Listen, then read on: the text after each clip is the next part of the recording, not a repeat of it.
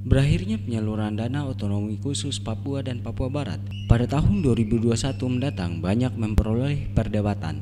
Seperti diketahui, penyaluran dana otsus untuk Papua dan Papua Barat yang bersumber dari dana alokasi umum APBN akan berakhir pada 2021. Adapun pelaksanaan dana otsus mengacu pada Undang-Undang Nomor 21 Tahun 2001 tentang otonomi khusus bagi Provinsi Papua. Kemudian regulasi itu diubah dalam peraturan pemerintah pengganti undang-undang atau Perpu nomor 1 tahun 2008 yang sekaligus menjadi payung hukum otsus untuk Papua Barat. Presiden Joko Widodo ingin menjadikan momentum berakhirnya aturan tersebut untuk menerapkan skema baru penyaluran dana otsus yang dinilai lebih efektif. Sementara itu, menurut salah satu tokoh masyarakat Papua, otsus jilid 2 harus dipertimbangkan kembali, harus dievaluasi di jilid 1, dan penyaluran dana otsus jangan diproyekkan tetapi melainkan langsung diberikan kepada masyarakat, harus menyelamatkan masyarakat Papua. Pada otsus jilid 1, pemerintahan daerah harus transparan karena APBD adalah uang rakyat sehingga semua harus diketahui oleh rakyat. Hal tersebut disampaikan oleh tokoh masyarakat Papua Tarsis Rahailiaan saat melakukan jumpa pers dengan sejumlah wartawan di Cafe Ponam, Rabu 12 Agustus 2020. Saya salah satu tokoh adat masyarakat Marin yang punya tanggung jawab moral untuk bagaimana menjaga kestabilan di daerah ini. Karena sekarang dengan ada otsus jilid 2 yang ditawarkan oleh pemerintah pusat, kan kita saudara-saudara bagian lain ada dari pernah di Merauke juga ada buat untuk tolak minta referendum.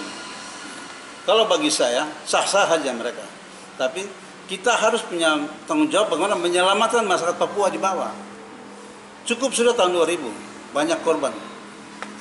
Yang elit politik begitu menciptakan situasi yang kurang bagus melarikan diri, korbankan masyarakat.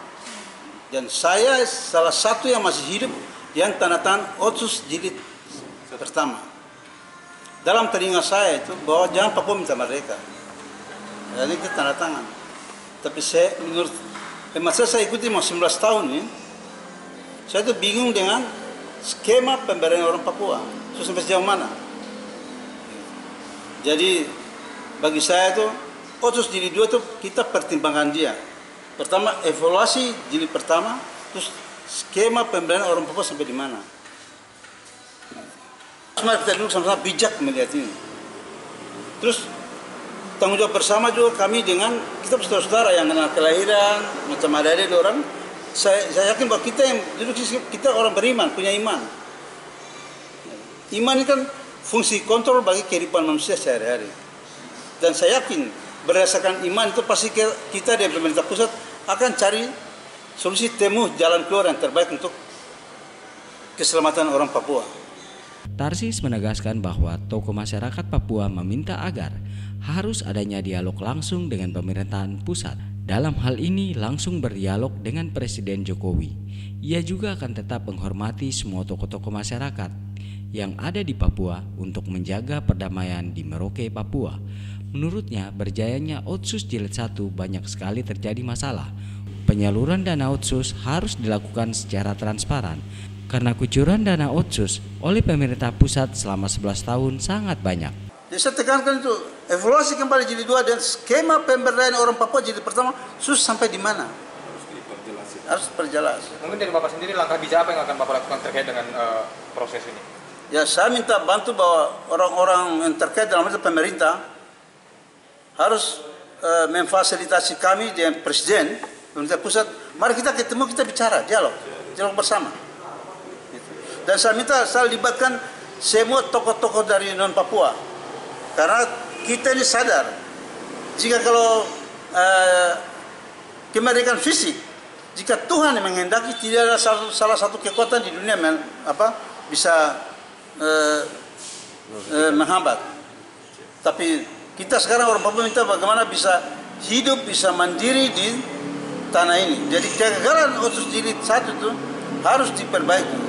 Bila perlu pemerintah pusat bikin pernyataan dengan masyarakat Papua, dituangkan dalam undang-undang supaya sah. menghormati semua tokoh-tokoh masyarakat Papua di sini, bahkan non Papua yang punya tanggung jawab moral untuk jaga sama-sama kedamaian di Kabupaten Merauke. Tapi kan Pak Tarsis, persoalan mungkin penolakan yang jilid 2 itu karena mungkin kegagalan jilid pengelolaan untuk jilid 1 itu yang menjadi salah satu faktor kemudian penolakan jilid 2 itu terjadi penolakan jilid 2 itu. Oke, baik. Jilid 1 dalam telinga saya pada situ Papua jangan minta mereka, oke, kita oke. Tapi setelah berjalan banyak masalah, terutama masalah menyangkut HAM. HAM ini harus serius diselesaikan dengan baik. Terus 2, yang masalah menyangkut dana-dana sebetulnya masyarakat Papua di bagian bawah mereka bilang, kita tidak pernah merasakan sentuhan pemerintah. Jadi, apakah kalau jika pemerintah pusat sudah kucurkan dana sekian triliun selama 19 tahun ini ke pemerintah Papua di Papua Barat, ya berarti yang bertanggung jawab pemerintah Papua kita sendiri. Ini harus transparan, jangan menyembunyikan diri. Dan saya melihat kalau saya jumpa pers hari ini dan ada yang tulis, saya melihat kalau siapa mau saya perkenankan, mari kita bicara, kita dialog. Kalau menurut Pak Tarsis, Otsus jilid pertama gagal atau? Bagi saya gagal. Gagal. Kegagalan ini saya kan tadi bilang, kegagalan ini apakah kegagalan oleh pemerintah pusat atau pemerintah Papua sendiri? Kita masa tahun kan mereka merasakan diri bahwa belum ada sentuhan. Sekarang kalau kita lihat bahwa kucuran dana dari pemerintah pusat selama 19 tahun sudah terlalu banyak.